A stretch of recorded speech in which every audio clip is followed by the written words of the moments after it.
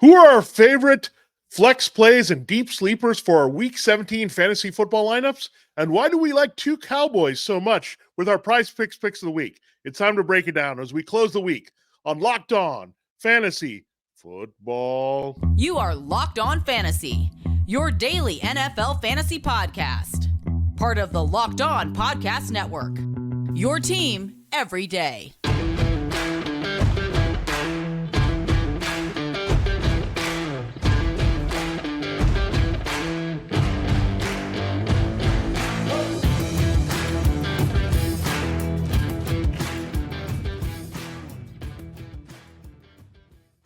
Greetings, everyone, and welcome to another edition of the Locked On Fantasy Football Podcast. As usual, I'm one of your co-hosts, Vinnie Iyer, and when I'm not doing this, I'm writing about NFL fantasy and betting for sportingnews.com. Hey, I'm Michelle Magdziuk, researcher at NFL Network and fantasy analyst for NFL.com.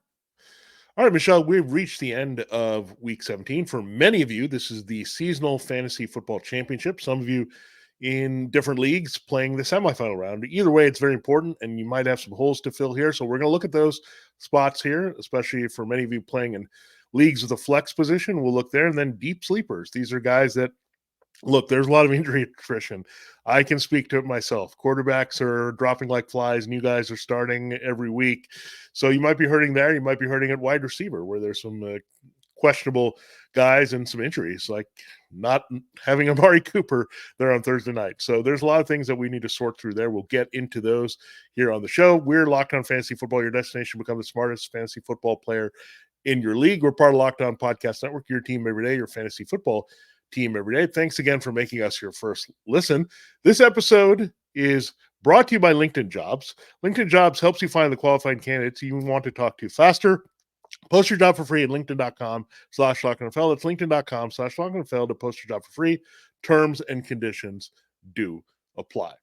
All right, Michelle, let's dive right into it. Let's reveal your three favorite flex plays, and we kind of look at it where we're working to shallow leagues, and we go a little bit deeper as well. So I have really good feelings about your three guys this week. Yeah, so my first one's Chris Godwin against the Saints. I know he's been up and down this season, hasn't been super consistent, but I do think the last 3 weeks they've made it a priority to get Chris Godwin more involved.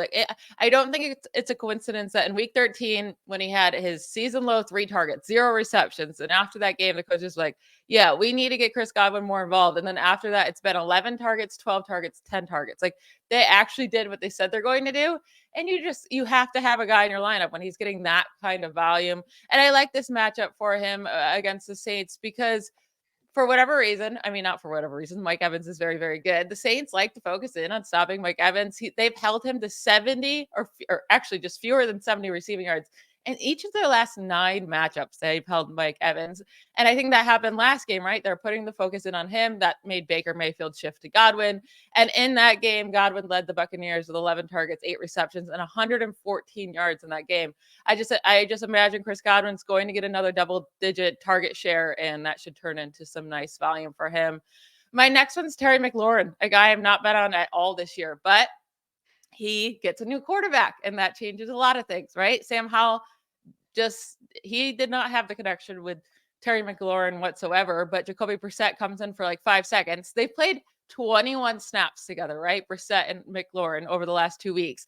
And during that span, they have 122 receiving yards and a touchdown together. So clearly, Jacoby Brissett just loves to just throw it up, right? He doesn't care what happens. So, and the 49ers can be beat through the air. They've allowed the 4th most receptions to wide receivers this season. I picture McLaurin having like a Zay Flowers type game like he had. Zay Flowers just did this against the 49ers last week. 9 receptions, 72 yards, and a touchdown. Nothing crazy, but I think he has a super solid game. I think kind of the same thing with Najee Harris here against the Seahawks.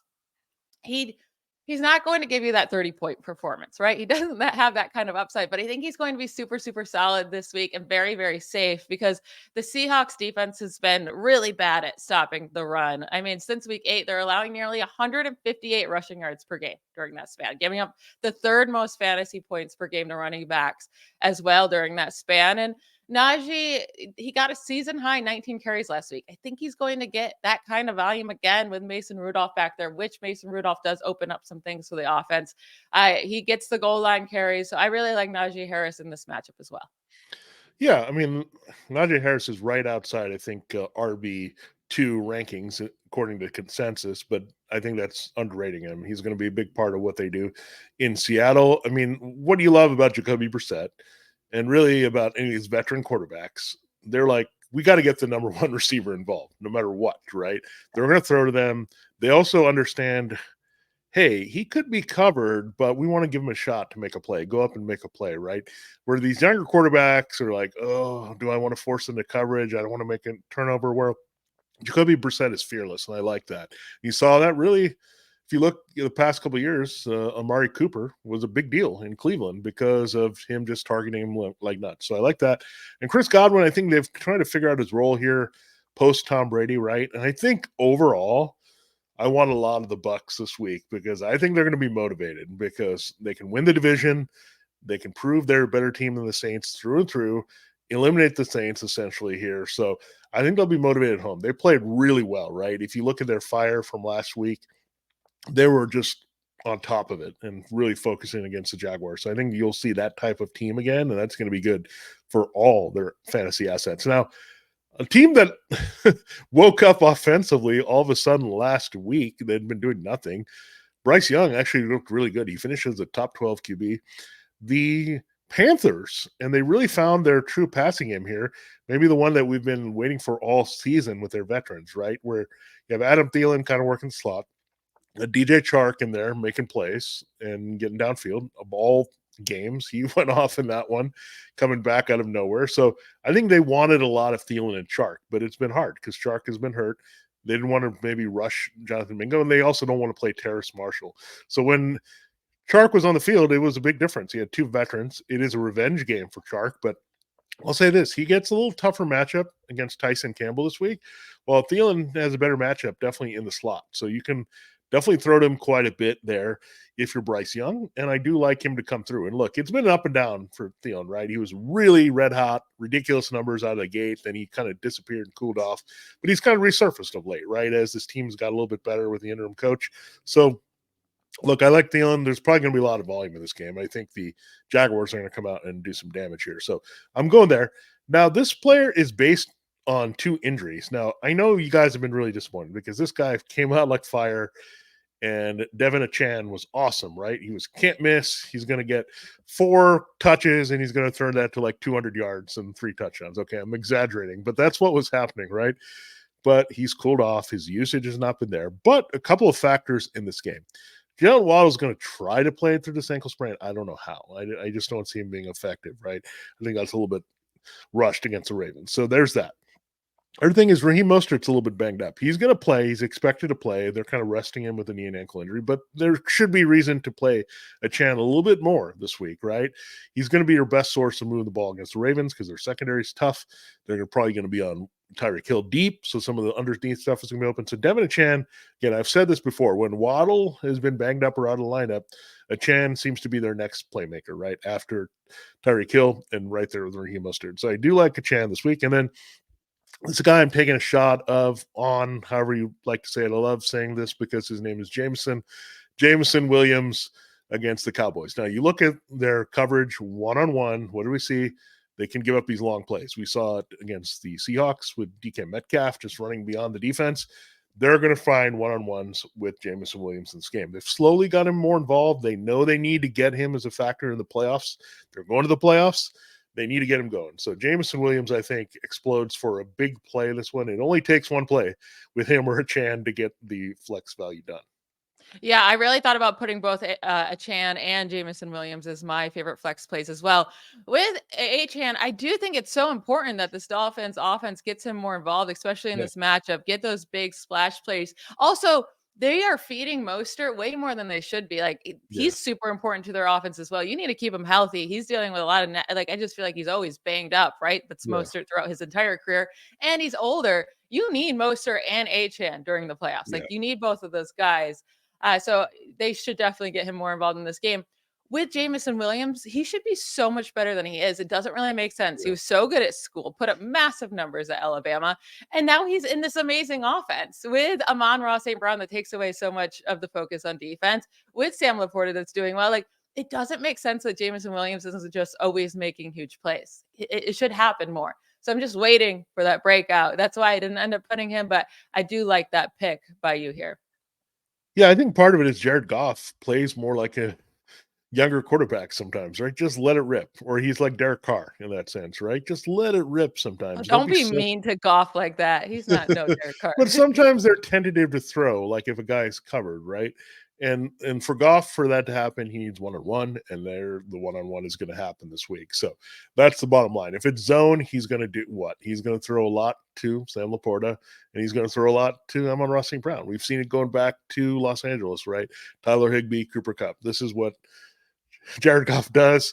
Deep shots, you got to have the guy occasionally, and sometimes you haven't had the guy, but I think Williams is also trying to get the flow of the offense. So I really like Williams this week and really tomorrow. So get ready for that with the Saturday game. Don't forget about that. We'll have some Cowboys we like also in our prize pick segment. So stay tuned for that. We'll get into our deep sleepers next. Before we do that, a word from one of our fine sponsors.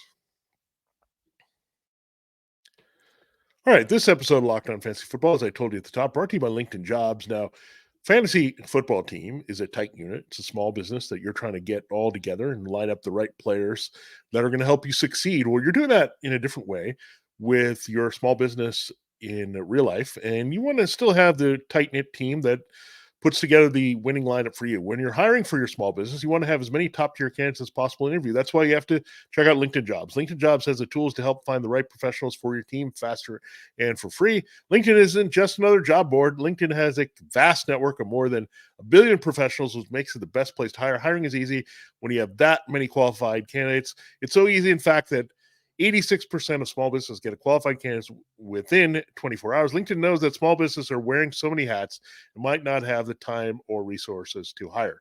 Thankfully, with LinkedIn, the process is intuitive, quick, and easy.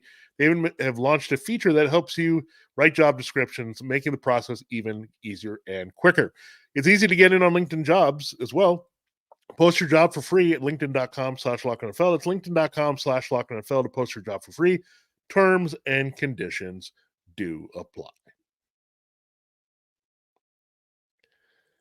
All right, Michelle, it is now time to reveal our favorite deep sleepers. These are players that you have to weigh, and if you want to put in, and before you get into yours, I will say that I'm legitimately going by experience, and these are 3 guys I'm mulling over. So I want to see what you have first, and then I'll tell you that you can help me make some decisions with the 3 guys I have on my list. Yeah, obviously these guys would be way more fun to play in DFS because you don't have to sweat it Yeah. out as much if you're playing them in your fantasy championships. But my first one's Rashid Shaheed against the Buccaneers. I talked about him a bit in yesterday's show, but I really think he has such a high ceiling. Of course, he has a really low floor, right? It's Rashid Shaheed. He could give you nothing. But last week we saw him get 9 targets, 5 receptions, 70 yards, and a touchdown, right? In a nice matchup against the Rams. And I think this matchup is equally as nice, if not better, because he's just that deep receiving monster, right? Has the 3rd most deep receiving yards in the league this year, according to Next Gen Stats, behind only Tyreek Hill and Amari Cooper. That's pretty great for him when he's not getting any targets, right? Like compared to Tyreek Hill and Amari Cooper, he has so many fewer targets than those two. But the Buccaneers are allowing the most passing yards per game in the NFL this season, and they're very bad at covering the deep ball. Allowed the 7th most receiving yards, the deep receiving yards this year, 2nd most deep receiving touchdowns. So he really should come down with at least one of those deep receiving touchdowns this week. I feel good about that. And then next up is KJ Osborn, which I think if Jordan Addison is out, I feel very safe with him being like he has a high ceiling and a safe floor if Addison is out. Obviously, if he plays, we'll see how active he is, how much he can be out there. He could re-injure that. So I still am open to KJ Osborn. Also, another concern is Jaron Hall is starting instead of it being Nick Foles. So another new quarterback. But he had a nice game against the Packers earlier on in the season, 8 receptions, 99 yards. And the Packers defense, I don't know what has happened to them, but they're really, really bad, right? They just made Bryce Young and the Panthers look good, and they haven't looked good all year long. But the Packers allowed the 2nd most fantasy points per game to wide receivers over the last 6 weeks. Like they've been really bad. So if Jordan Addison is out, I feel really, really good about KJ Osborn. If he plays, then obviously you got to bump him down a bit. And then this last one, I know you have him on your team. So I think you do anyways. Darius Slayton. I like him against the Rams. So the only team that has allowed more fantasy points per game to wide receivers over the last 6 weeks than the Packers are the Rams. So during that span, they've allowed Terry McLaurin to have 141 yards, Chris Olave 123, Odell Beckham, DK Metcalf, Marquise Brown, Elijah Moore, Rashid Shaheed. They all had 70 to 100 yards. And it's all because of these super long receptions they're getting. I mean, when I talk about those guys, there was a 48-yard reception in there, 46, 42, 45, 53, 36. They're allowing these big chunk plays. And we know Darius Slayton, that's pretty much where he gets all of his production, right? Is the chunk plays. Last week had 90 yards and a touchdown. 69 of those yards came on one chunk play. We know that's what he can do. And Darius Slayton has had an 18-point fantasy game in 2 of the last 5 weeks. So we know he has that ceiling, and I really like this matchup for him. So I think Slayton and Rashid Shaheed are those guys where you need that one big play. And then KJ Osborne's the one that you feel a little bit safer should get the targets. Yeah, we talk about Shaheed. I mean, he's kind of a better version than Gabe Davis in a way because he's more reliable in certain situations, even if the big play doesn't come, right? There's definitely a trust factor between him and Derek Carr, and it's been shown all season. So there's that. KJ Osborne, yeah, the Jaren Hall thing is a little bit concerning because are they going to run him? I don't know what you're going to get. It's different, right, from putting in Nick Mullins, who's a gunslinger. And I just don't know what you're getting from Jaren Hall. And that's my unfortunate thing. It could be a lot of Ty Chandler in this game, but Osborne, in theory, right? Not just if Addison's out, but TJ Hawkinson's down. They need to find targets to get the ball up somewhere. So I think Osborne has to be involved. And Joe Barry, that name just drives Packers fans insane now. Jair Alexander has been dysfunctional. I don't get it. They need to clean some things up. I mean, that defense is just so dysfunctional right now. They just are not communicating well. So Osborne has a shot. I mean, we know Justin Jefferson's going to get a lot of the attention as well. So Osborne is going to be open. And now, interesting you mentioned Darius Slayton because it leads into some of the things I'm going to talk about here with my choices. So I am thinking about Darius Slayton. I'm not going to lie about that. But I'm also thinking about his quarterback this week. And I don't know if this would be insane if I do a Tyrod and Darius Slayton stack in the fantasy football championship. But it actually could happen. And I've documented this. I had Justin Herbert on this team. He was solid, not spectacular, but my team was kind of balanced and loaded everywhere. So I lost him. Then Sam Howell became Sam Howell. He melted down, and I didn't like it, and they placed the Jets. So last week I started Nick Mullins, but guess what? Nick Mullins has been benched. Now my choices are coming down to 2 guys attached to what I have. Tyrod Taylor is one of my favorite sleepers. I also have Jared Stidham on the list. I can't believe I said that, but it's true because, look, I mean, the matchups are so good on both these fronts, right? Tyrod, again, you mentioned the big play. I mean, Darius Slayton made a big play last week, right? I mean, they connected immediately when he came in the game. And Tyrod has a big, big arm. That's why he's been in the league for so long. There's 2 things he does well. He moves really well. We know still a good athlete. He had 20 rushing yards in a short period of time. So you got that. Was a little bit of a cheat code, right, against the Rams and the way they play. And then you look at the downfield passing. I mean, the Rams give up those shots. We saw it with A.T. Perry, Rashid Shaheed last week. You can get beyond them, and Slayton is a speedster. And so it was a little bit of Jalen Hyatt, Wan'Dale Robinson. Don't forget about those guys, right? They have speed and quickness. So Tyrod, I don't love it. But again, it's also a good matchup for the tight ends. So I'm trying to just attach it. And that's kind of what I did last week, right, with Mullins. I said, I'm connecting the dots. He's got Hawkinson and Osborne and Jefferson. He's going to fall into some points, and he did. So that's what I'm looking at this week. Now it's the Giants offense versus the Vikings, which is, doesn't have the same. But the other thing I'm going to say is I have Marvin Mims. So I'm thinking about Jared Stidham because do I want a Stidham Mims stack? I can't believe I said that. Terrible. But Cortland Sutton is likely going to miss this game. He's had a concussion and he's not practiced. So Mims is the next guy. I know they have Brandon Johnson and he scored last week, but Mims, got to give him a shot. If you're looking at the future, you've benched Russell Wilson. Mims has got to be your future because you're probably not going to re-sign Jerry Jeudy. So this guy has a lot of speed, a lot of talent. He has a really good matchup against Michael Davis this week. Come on, Marvin Mims. So I think he would be my upside play, like he would be my high ceiling play. My next guy, if I'm going for floor this week, would be Greg Dortch. And it sounds awful, but I'm going deep here. Marquise Brown is out, right? So he's not looking good to play. The Eagles secondary stinks. Greg Dortch is basically their best receiver left at this point. Michael Wilson and Rondell Moore are doing nothing. So it's basically him and Trey McBride, right? That's where the targets are going to go.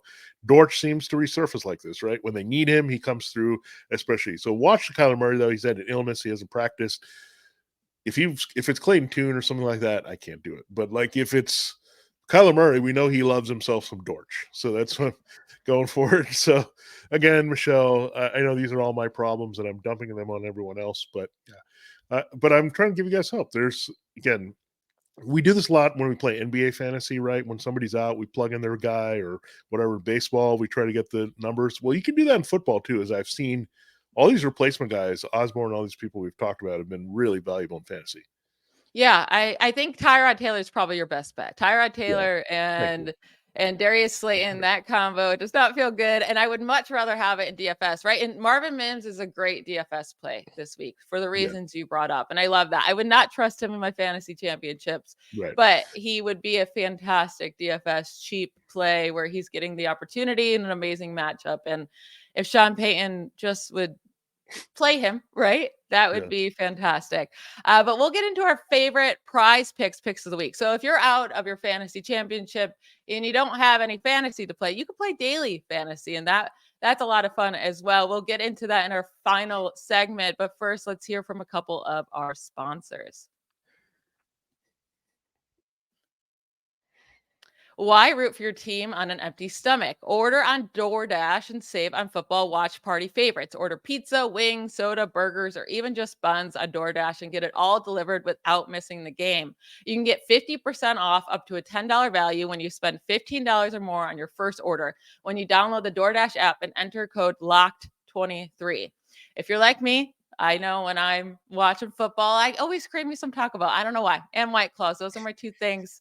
Judge me if you want. But they have me covered, right? DoorDash always has me covered when I'm craving either Taco Bell or one of my favorite restaurants around here, some White Claws, some champagne. They have me covered and they'll deliver it. So DoorDash offers everything from restaurant delivery, grocery delivery, flower delivery, and more.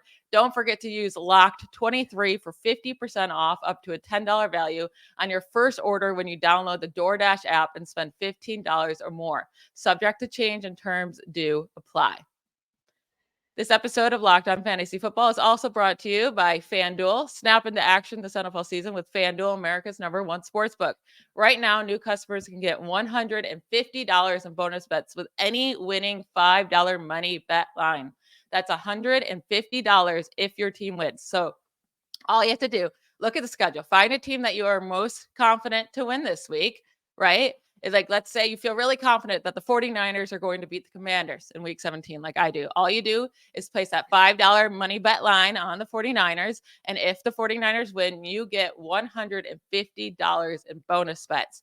If you've been thinking about joining FanDuel, there's no better time to get in on the action. The app is so easy to use, and there's a wide range of betting options, including spreads, player props, over-unders, and more. To get in on the action, all you got to do is sign up by visiting FanDuel.com/lockedon and enjoy the NFL season. Again, that's FanDuel.com/lockedon.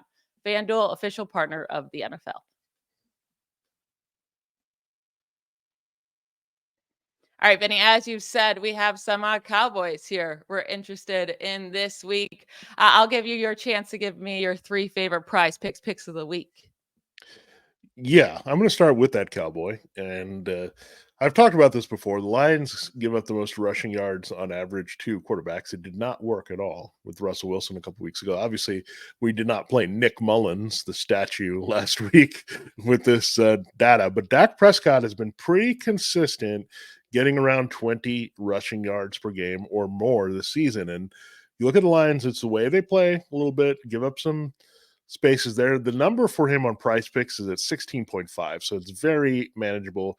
It's definitely about half of what the Lions average giving up per game. And then you look at Dak, he's been pretty solid doing a little bit of rushing, right? He's right around 20 or 25 per game that you can count on in most spots. So mobile quarterback is going to have to be on the move a little bit in this game. So I do like that number, 16.5. Again, I like Dak all around in this game, running, passing, whatever you want. Dak can really do it. Now, Another number that I look at that I like for these type of projections is the receiving yards allowed. And you look at that for running backs, the Bears allow the most here. And that's good for Bijan Robinson because that's a lot of his usage, right? I mean, that's the way they get him involved. And it's only at 20.5. So the Bears, I think, give up around 40 to 50 their receiving yards to running backs. And particularly one guy like this can do that. And we know Bijan can maybe do this in one play. Get him on a screen, get him at open field. He's going to get 20 yards or more there. So 20.5 is the number for Bijan Robinson. It's hard to run on the Bears, easy to throw on the Bears with their running back. So that's something to look at there. And then Travis Kelce, again, this is a selfish move by me, but it's for all of you out there as well, because we've been hurting for Travis Kelce. 62.5. I don't know what you want to call it. Is it some jinx out there? Is he getting older? Is he slowing down? It's time for Travis Kelce to show that he's still Travis Kelce. The number has dropped to 62.5 for his receiving yards. Guess what team gives up the most receiving yards to the tight end on average this season? It is the Bengals. So, look, it's only like 68 or 70, but that's a lot. And we know Travis Kelce is better than the average tight end, right? This is the average tight end doing this against the Bengals. So, I don't know. If the Chiefs cannot get him more than 62.5, then they're in a lot of trouble offensively. In this particular matchup, it's just so good. He needs to close his eyes, think he's playing a revenge game or a reunion game with the Cincinnati Bearcats, not the Cincinnati Bengals, and then it'll be good. So I do like these three guys, Prescott, Robinson, and Kelce. Yeah, I really love all of these. If Travis Kelce cannot get 63 receiving yards in this matchup, that I don't know what happened to him, then we might be seeing him done. retire after the season. Yeah, that would scare me a lot. This should be a smash. Like that should be so easy. Bijan, if you're starting him and he doesn't hit 21 receiving yards, he probably is going to have a garbage fantasy day, right? Yeah, because he's not going to get much going on the ground against the Bears. They need to utilize him as a passer, which they have been doing, right? But Arthur Smith is so all over the place. So he should definitely get that. And with Dak, I just love Dak this week so much. And I'm going to talk about one of his pass catchers, right? So I'm going to go with Jake Ferguson. More than 48.5 receiving yards against the Lions. Of course, I love CeeDee Lamb in this matchup as well, but his number's absurd up there, right? And I'm sure he'll have more than, it's like near 100 receiving yards. I'm sure he'll hit that, but I feel better about Jake Ferguson's number being a bit lower here at 48.5. So Ferguson has 8 targets in each of the last 4 weeks. And I'm sorry, if he has 8 targets in this matchup, he's going to hit the 49 receiving yards he needs. The Lions are definitely beatable. They have a super weak secondary right now. They're soft against tight ends. And what I love about this game is that the Cowboys are home, right? We know Dak Prescott at home. We know the Cowboys offense at home. They put up an absurd amount of points, 40 points per game, so many yards. Like they move the ball so well. The last 2 home games for Dallas, Ferguson had 77 yards and 72 yards.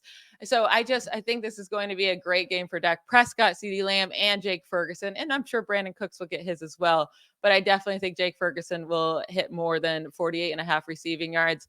And then my other one will be Deebo Samuel. I'm wearing my 49ers sweatshirt to go with this take, but more than 57.5 receiving yards against the Commanders. I mean, you always want wide receivers against the Commanders, right? You always expect them to go off because they always do. They're allowing the second most receiving yards to wide receivers this season.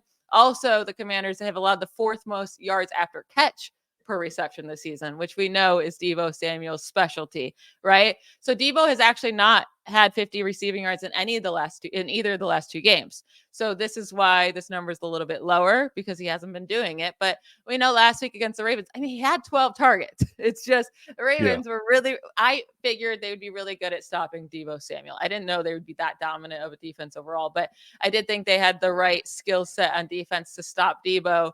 I'm not worried about that this week against Washington. 2 completely different defenses. So I fully expect him to have a big game. And then lastly, Baker Mayfield. This is a demon pick. So demon picks is you make more money if they hit it, right? So more than 1.5 passing touchdowns. So he needs 2 passing touchdowns against the Saints. And this game is home. And the Saints defense on the road has not been nearly as good as at home as of late. So over the last 4 road games, they've allowed 27 points per game and over 400 total yards per game to opponents over the last 4 road games. And it's not like they're facing these like beastly opponents, right? It's the Rams, which cool, they're good offense. But then the Falcons with Desmond Ridder, the Vikings with Josh Dobbs, and the Colts with Gardner Minshew. And they're just getting eaten alive out there on the road. Mayfield has 2+ passing touchdowns in each of the last 3 weeks. So he's hit this in 3 straight weeks. And in 7 of the last 9 weeks, he has multiple passing touchdowns. His 7 games with multiple passing touchdowns since week 8 are the second most among all quarterbacks in the league, behind only Dak Prescott during that span. So I think Baker Mayfield is going to have a solid game here and have at least 2 passing touchdowns. And then I think those are all 3. I thought I had another one, but no, it's Debo more than 57.5 receiving yards, Jake Ferguson more than 48.5 receiving yards, and Baker Mayfield more than 1.5 passing touchdowns.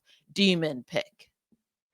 Yeah, it's very strange that if you told me that Baker Mayfield and Jared Goff and Dak Prescott would be the guys that essentially start every game here for their teams, right? I mean, that's the biggest thing. These guys have survived somehow when every other quarterback has gone down or missed time. So Baker being just not only not injured, but also playing really well, right? I mean, so it's time to give up some props here to Baker Mayfield. I mean, he's been way better for fantasy than Tom Brady was last year. So look, I love those picks overall. I mean, Ferguson and Prescott, I love that as a DFS little stack as well this week. So something to look at there. And Debo and Brandon Ayuk, you want definitely a piece of that 49ers offense against the Commanders, maybe multiple pieces there in DFS and in this format and PrizePicks. So love it, Michelle. We will see a lot of this come to fruition, I think. And good luck for all of you out there playing in your fantasy football seasonal championships or semifinals. And if you're pivoting to DFS, good luck in those contests as well. We have one more week to break down for you next week before we start looking at some playoff fantasy and all that good stuff. So a lot of stuff here, good to come here in the offseason, as well as we break down some of the things we saw from these teams and what's going to come going forward. So stick it here, and we will bring you all the good fantasy football analysis you need all year long. For Locked On Fantasy Football, this has been Vinnie Iyer. And I'm Michelle Magdziuk. Bye, y'all.